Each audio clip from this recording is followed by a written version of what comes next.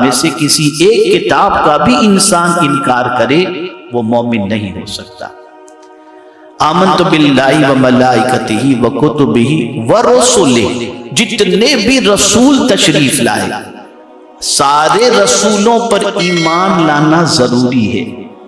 اگر آپ نے کسی ایک رسول کا بھی انکار کیا تو ایمان سے خارج ہو جائیں گے۔ آمنت باللہ و ملائکتہ و کتبہ و رسلہ والیوم الآخر، قیامت کے دن پر، آخرت کے دن پر یقین رکھنا ہے کہ وہ آئے گا۔ اگر کسی نے آخرت کا انکار کیا، یوم آخرت کا، وہ مومن نہیں ہو سکتا۔ سب بھلے مانے، وہ اگر مانے کہ اللہ، کتاب، رسول، میں سب پر ایمان لاتا ہوں، لیکن یہ آخرت کی بات سمجھ میں نہیں آتی، معاذ اللہ اگر کوئی کہے تو اس کا کلمہ پڑھنا کسی اعتبار سے معتبر نہیں۔ والقدر خیرہ وشرہ اللہ تعالی، اور تقدیر میں جو کچھ بھی اچھائی یا برائی اللہ کی طرف سے لکھی ہوئی ہے میں اس پر ایمان لاتا ہوں۔ اب یہاں ایک چیز میں آپ کو سمجھا دوں، بہت سارے کہتے ہیں میری تقدیر میں لکھا، ہم جو کرنے والے تھے اسے اللہ نے اپنے علم سے جان لیا، اس وجہ سے وہی لکھا جو ہم کرنے والے تھے۔ جیسے ہوتا ہے نا، آپ کو ہم کو پتہ نہیں چلتا کہ کل سائیکلون آنے والا ہے یا نہیں، لیکن جن کے پاس نالج ہوتا ہے وہ آگاہ کر دیتے ہیں کہ کل اتنے بجے سائیکلون آنے والا ہے۔ تو اللہ کا علم سب سے بڑھ کر کے ہے، اس نے اپنے علم سے دیکھ لیا کہ جس بندے کو میں پیدا کرنے والا ہوں وہ بندہ کرے گا کیا، تو جو وہ کرنے والا تھا اللہ نے پہلے ہی سے تقدیر میں لکھ دیا۔ اب وہ اچھا کرنے والا تھا یا برا اللہ جانتا ہے، اس کے علم میں یہ بات ہے۔ اور آخری چیز والبعث بعد الموت، مرنے کے بعد اٹھایا جانا، یہ بھی یقین اور ایمان اس پر بھی ہونا چاہیے۔ اس میں سے کسی ایک چیز کا بھی انسان انکار کرے وہ مومن نہیں ہو سکتا۔ اب سوال یہ پیدا ہوتا ہے کہ یہ آخرت ہے کیوں قائم کی جائے گی؟ قیامت کی آخرت کا دن کیوں ہے؟ ایک آدمی کے ذہن میں سوال اٹھتا ہے کہ بھئی یہ کیوں ہے؟ اس کو قرآن نے مینشن کیا۔ اللہ عز و جل ارشاد فرماتا ہے لِيَجْزِيَ الَّذِينَ أَسَاءُوا بِمَا عَمِلُوا وَيَجْزِيَ الَّذِينَ أَحْسَنُوا بِالْحُسْنَى، تاکہ برے کام والوں کو ان کی سزا دے اور نیکی کرنے والوں کو اچھی سزا دے۔ آخرت کا دن ہے اس لیے تاکہ کمپلیٹ بدلہ جو ملنے والا ہے آخرت ہی میں ملے گا، یا اللہ عز و جل گناہ پر سزا دے گا یا اللہ عز و جل نیکی پر جزا دے گا۔ دیکھیں یہاں پر ایک قرآن شریف کی آیت میں آپ کو سناؤں تاکہ آپ کے ذہن میں اچھی طریقے سے یہ بات بیٹھ جائے۔ اللہ عز و جل فرماتے لِيُوَفِّيَهُمْ أُجُورَهُمْ، قیامت کا دن کس لیے؟ اس لیے ہے تاکہ ان کو پورا بدلہ مل جائے، ادھورا نہیں۔ آپ اور ہم اگر دنیا میں نیکی کرتے ہیں تو نیکی کا جو بدلہ اور جو جزا دنیا میں اللہ عطا کرتا ہے یہ تھوڑا عطا کرتا ہے، اور کمپلیٹ بدلہ قیامت کے دن ہمیں اللہ عطا فرمائے گا۔ اور اسی طریقے سے گناہوں کی جو سزا بھی دنیا کے اندر ملتی ہے وہ بھی کمپلیٹ نہیں ملتی، تھوڑی سی سزا ملتی ہے تاکہ بندہ اس سزا کو محسوس کر کے یہ سمجھے کہ جب دنیا کی یہ چھوٹی سی سزا ہم برداشت نہیں کر سکتے تو آخرت کا عذاب ہم کیسے برداشت کریں گے۔ تو آخرت کیوں ہے؟ تاکہ انسان کو نیکی کا بدلہ پورا مل جائے اور گناہ کی سزا پوری مل جائے۔ میرے پیارے آقا صلی اللہ علیہ وسلم کے پیارے دیوانوں، اسی طریقے سے اللہ عز و جل ارشاد فرماتے ہیں، یہ ایک بہت بڑا ڈاؤٹ میں کلیئر کر رہا ہوں کہ آج کے دور کے اندر مسلمانوں کے ذہن میں ایک چیز ہے کہ ہم کلمہ پڑھنے والے اتنے پریشان کیوں، اور جو کلمہ نہیں پڑھتے ان کی زندگی بڑے مزے میں گزرتی ہے۔ اس کا جواب قرآن دے رہا ہے، ام نجعل الذین آمنوا وعملوا الصالحات کالمفسدین فی الارض ام نجعل المتقین کالفجار، کیا ہم ایمان والوں اور نیکی کرنے والوں کو زمین میں فساد کرنے والوں کی طرح کر دیں گے، یا ہم پرہیزگاروں کو بدکاروں جیسا کر دیں گے؟ یعنی پرہیزگار اور بدکار دونوں سملر تو نہیں ہو سکتے۔ تو قیامت کیوں ہے؟ اس لیے تاکہ وہ لوگ جو متقی ہیں، دیکھیں ایک چیز یہ ہوتی ہے دنیا میں بہت سارے نیکی کرنے والے بندے پوری زندگی ٹینشن میں ان کی گزر جاتی ہے، اور بہت سارے گناہ کرنے والے بڑے مزے سے زندگی گزارتے ہیں۔ قیامت اس لیے ہے تاکہ اللہ عز و جل اپنا انصاف اس وقت ظاہر فرما دے کہ سب سے صحیح زندگی دنیا کی نہیں ہے، اصل زندگی تو آخرت کی ہے، اور تمہیں دنیا میں بھیجا ہی اس لیے گیا تھا کہ تم نیکی کرو، تاکہ جب تم پلٹ کر میری بارگاہ میں حاضر ہوگے تو تمہاری نیکی کا تمہیں بھرپور بدلہ دیا جائے گا۔ میرے پیارے آقا صلی اللہ تعالی علیہ وسلم کے پیارے دیوانوں، یہی وجہ ہے کہ صحابہ کرام علیہم الرضوان ہمیشہ پیش نظر آخرت رکھتے۔ ایک بہت اچھی کہانی کے ذریعے میں آپ کو آخرت سمجھا دوں۔ ایک اچھی کہانی کے ذریعے، ایک بزرگ تھے، ایک محلے میں رہتے تھے۔ ایک صاحب نے اپنا بہت اچھا بنگلو بنایا، اور بنگلو بنانے کے بعد سارے لوگوں کو اس نے انوائٹ کیا، سب آئے، اور آنے کے بعد ان کے بنگلو کو دیکھا، فرنیچر کو دیکھا، کرٹن دیکھا، سب کچھ دیکھا، ڈیکوریشن دیکھا، اور کہا بڑا زبردست بنا ہے۔ سب آنے لگے، کیا میچنگ ہے، کیا ڈیکوریشن، یہ ساری چیزیں تعریف کی۔ اس نے بزرگ کو بھی بلایا، وہ بزرگ تشریف لائے، اور انہوں نے آنے کے بعد اس کا بنگلو دیکھا، اور یوں دیکھا تھوڑی دیر، اور بولے بیٹا اب میں جاؤں؟ تو اسے تعجب ہوا۔ اس نے کہا کیا حضور میرا بنگلو آپ کو اچھا نہیں لگا؟ تو انہوں نے جواب میں فرمایا بیٹا جو اس بنگلو میں رہے گا وہ مر جائے گا۔ تو بیپاری تھا، پڑھا لکھا تھا، تو اس نے برجستہ سوال کیا کہ حضور کیا کوئی ایسا بھی گھر ہے جہاں آدمی نہ مرے؟ یہ تو بنگلو کی کوئی تخصیص تو ہے نہیں، جھوپڑے میں رہنے والا بھی آدمی مرتا ہے، فلیٹ میں رہنے والا بھی مرتا ہے، تو بنگلو کی تو کوئی تخصیص نہیں ہے کہ بنگلو میں رہنے والے ہی مریں گے، جھوپڑے میں رہنے والے نہیں مریں گے۔ کیا کوئی ایسا بھی گھر ہے جہاں انسان نہیں مرے گا؟ تو فرماتے بیٹا میں چاہتا تھا کہ تو یہ سوال کر اور میں تجھے جواب دوں۔ ارشاد فرماتے ہاں بیٹا ایک گھر ایسا ہے جہاں موت ہے ہی نہیں۔ حضور وہ کون سا گھر؟ تو کہا قرآن کہتا ہے وَأَنَّ الدَّارَ الْآخِرَةَ لَهِيَ الْحَيَوَانُ، آخرت کا گھر وہ گھر ہے جہاں موت ہے ہی نہیں، زندگی ہی زندگی۔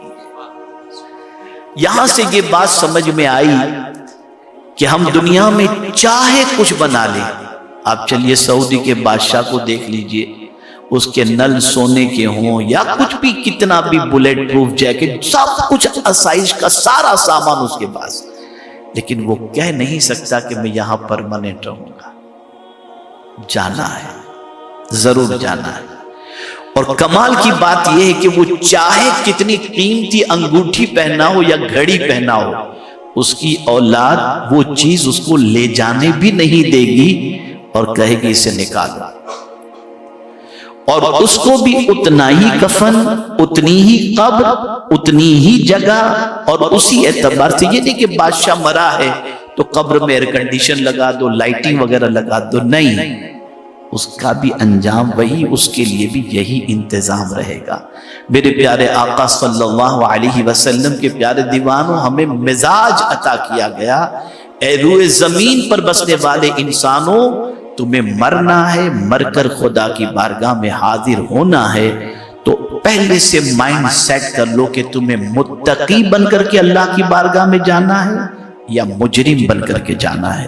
میرے پیارے آقا صلی اللہ تعالی علیہ وسلم کے پیارے دیوانوں، جب یہ آخرت کا تصور کسی انسان کے ذہن میں بیٹھ جائے اور سوالات اور جوابات اللہ کی بارگاہ میں جو ہوں گے اس کا تصور بیٹھ جائے، تو اس کی زندگی کا اٹھنے والا ہر قدم گناہ سے بچ کر اور نیکی کی طرف اٹھتا ہوا دکھائی دے گا۔ میرے پیارے آقا صلی اللہ علیہ وسلم کے پیارے دیوانوں، قرآن کے ایک لفظ کے حوالے سے میں آپ کو سمجھاؤں. یہ نہیں فرمایا کہ وَبِالْآخِرَةِ هُمْ يُؤْمِنُونَ، نہیں کہ آخرت پر ایمان لاتے، نہیں. وَبِالْآخِرَةِ هُمْ يُوقِنُونَ، اور آخرت پر یقین رکھیں کہ ڈیفینیٹ آخرت ہے. یعنی کوئی یہ نہیں کہہ سکتا کہ ہو سکتا ہے، نہیں ہو سکتا، نہیں، 100% ڈیفینیٹ آخرت ہے. اس سے کوئی انسان بچ نہیں سکتا. اور اللہ کی بارگاہ میں حاضر ہونا ہے، وہ اتنا دن خطرناک ہے، اتنا عظیم دن ہے کہ اس دن کے تصور سے وہ لوگ کانپا کرتے تھے جن کو حضور نے جنتی ہونے کی بشارت عطا فرمائی تھی. سرکار صلی اللہ علیہ وسلم نے جن کو ڈکلیئر کر دیا تھا کہ یہ جنتی ہیں، اور خود حضور صلی اللہ علیہ وسلم آخرت کے حوالے سے کیا ارشاد فرماتے ہیں؟ آقا کریم صلی اللہ علیہ وسلم فرماتے ہیں کہ سورہ ہود نے مجھے بوڑھا کر دیا. سورہ ہود میں کیا؟ یہی قیامت کے دن کے حوالے سے، آخرت کے حوالے سے.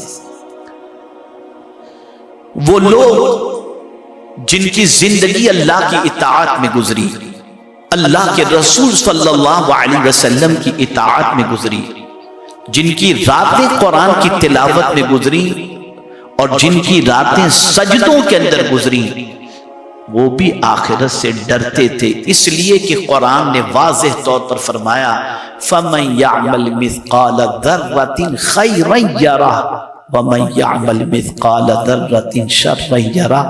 ذرے کے برابر بھی اگر کوئی نیکی کرے گا تو یہ اسے دکھایا جائے گا، اور ذرے کے برابر بھی اگر کسی نے گناہ کیا تو وہ اسے دکھایا جائے گا. وہ دیکھے گا، وہ دیکھے گا. اور پھر کوئی ایسی چیز جو ہم چھپ کر کرتے ہوں یا مجمع میں کرتے ہوں یا دوستوں کے ساتھ کرتے ہوں، کوئی ایسی چیز نہیں جس کا ریکارڈ نہ ہوتا ہو، بلکہ قرآن کہتا ہے ما یلفظ من قول الا لدیہ رقیب عتید. ایک لفظ بھی جو ہماری زبان سے نکلتا ہے، اللہ کے مقرر فرشتے اس کو بھی نوٹ کر لیتے ہیں. آج کا انسان چھپ کر گناہ کر لیتا ہے، کہیں جا کر گناہ کر لیتا ہے، سوچتا ہے کسی کو خبر نہیں، لیکن ساری چیزیں نوٹ ہوتی ہیں. اور قیامت کے دن اللہ فرمائے گا اقرا کتابک، سب کے سامنے سارا مجمع ہوگا اور اللہ فرمائے گا اپنا اعمال نامہ پڑھ، اس کے اندر ہر چیز موجود ہوگی. لا یغادر صغیرۃ ولا کبیرہ، کوئی چھوٹی یا بڑی چیز ایسی نہیں ہوگی جو اس کے اندر موجود نہ ہو. انسان چھپ کر کے بھی کچھ کرتا ہو، اکیلے میں بھی کچھ کرتا ہو، ساری چیزیں ریکارڈ کے اندر اور اس کے اندر اس کی نامہ اعمال کے اندر درج ہوتی ہیں. میرے پیارے آقا صلی اللہ علیہ وسلم کے پیارے دیوانوں، یہی وجہ ہے کہ جن کی نگاہوں کے اندر آخرت کا ہوتا ہے، اللہ حساب دینے والا، ان اللہ سریع الحساب، وہ بہت جلدی حساب لے گا، بہت جلدی حساب دینے والا ہے. آپ دیکھیں نا، پہلے ایک دور تھا، کمپیوٹر کا سسٹم نہیں تھا، اب کرنے میں اور ساری چیزوں میں ٹائم لگتا تھا. آج تو آپ کی کمپنی پوری دنیا کے اندر موجود ہو، آپ بیلنس اور ساری چیزیں چیک کرنا چاہیے، خالی بٹن دبائیں، ساری چیزیں آپ کے سامنے آ جاتی ہیں.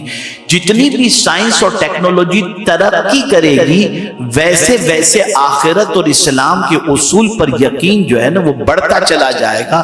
اللہ فرماتا ہے اللہ جلدی حساب لینے والا ہے، اتنی جلدی انسان کا حساب ہو جائے گا کہ انسان سوچے گا بھی نہیں.